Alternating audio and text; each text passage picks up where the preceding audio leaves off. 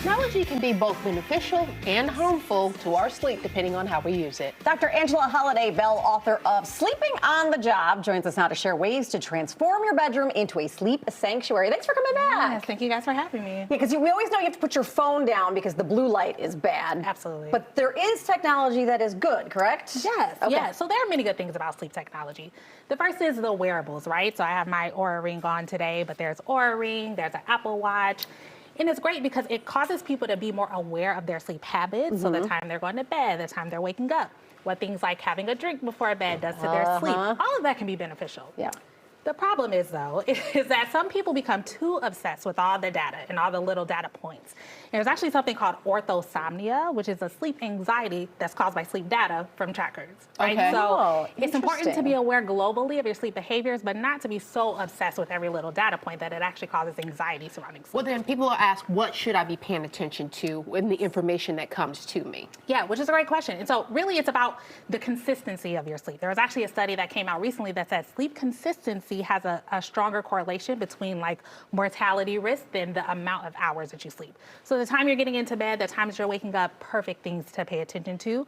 Middle of the night wakings, early morning wakings, like I said, things like exercise, cocktails before bed, how those things are affecting your sleep quality. What you shouldn't pay attention to are all of the little sleep stages in particular, right? So everyone is so crazy about REM sleep right now. I gotta get more REM sleep. Light, deep, what do you do? Yes, yes. And REM sleep is important, but so is deep sleep, so is light sleep. All of them are important.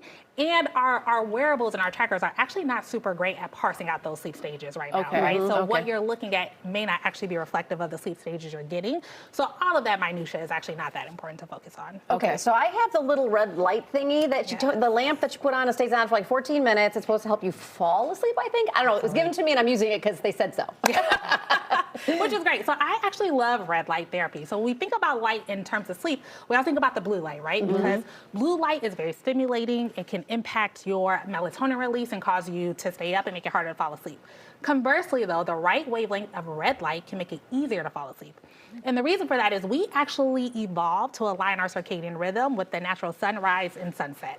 Sunrise, rich in blue light. Sunset is actually rich in red light. So having the right wavelength of red light for a certain amount of time can stimulate your melatonin release and make it easier to fall asleep. Okay, so how do we find out if it's the right wavelength?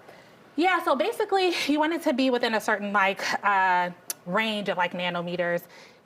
Not anything you have to worry about as a consumer beyond something that is made for sleep. So there's red light therapy for your skin and red light therapy for other things.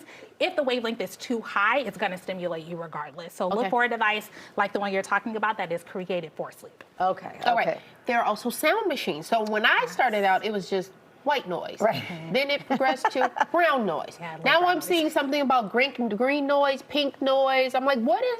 All the colors of the rainbow. Yes. Brown. Actually, I love brown noise. Yeah, I but know. all of that comes down to your personal preference, right? The most important thing is either sleeping in complete silence or having a continuous sound playing, like a white noise, brown noise, pink noise, whatever you prefer. The reason for this is that sound can be a stimulant, right? So if you're sleeping and there's a change in volume or tone of sound, your body's natural instincts pick up to say, oh, wait a minute, there's a change in my environment. Let me wake up to make sure I'm still safe. So you either want it to be completely silent or just have a continuous sound playing like a brown noise or something like that. Okay, so what about wearables that use hypnotics to lull you into a sleep? Because I've seen them used to make you go to sleep, and I see them to wake you up, like the wearables and the Apple Watch can wake you up with hypnotics. Yeah. Is that something to go to sleep with, though? Yeah, you mean like the vibration? Yes. Oh, Yes. yeah. So there are certain vibratory feelings or stimulations that can be helpful for both. Okay. And so it's about the how continuous it is, how stimulating it is. Is it higher frequency, lower frequency? I think it also comes down to individual preference. So for some people, for me in particular, having that stimulation is going to make it harder for me to fall asleep no matter what. Yeah. For some people, it can be soothing. So a large part of this is trial and error. Figure out what works best for you. What works well for someone else might not be the best for you, but it's worth trying to figure out if that works. All right, so what is your formula for finding the perfect sleep sanctuary? Okay, so I like to think of it in terms of the five senses. That way, you know, you're kind of hitting all the things. So in terms of your sense of sight, you want to make sure your room is completely dark. Yep. 100% dark. No light coming in from outside or inside the room, meaning no television for those who like to fall asleep to the television. Completely dark. And I like to use a blackout sleep mask to help me achieve that, as well as blackout curtains. Then I think about my sense of sound. We already talked about this. Completely silent or continuous sound. My sleep mask actually comes with built-in sleep headphones that are very thin, so I can listen to like a brown noise all throughout the night. Then I think of my sense of smell. Aromatherapy, scents like lavender, chamomile can actually help decrease anxiety and make it easier to fall asleep, so a great thing to add. And then your sense of feel or touch, the fabrics of your bed being nice and comfortable. weighted your blanket. mattress, weighted blanket is perfect. But also, when you think about feel, it's the room temperature. So your temperature should be nice and cool, somewhere between 62 to 68 degrees Fahrenheit, ideally.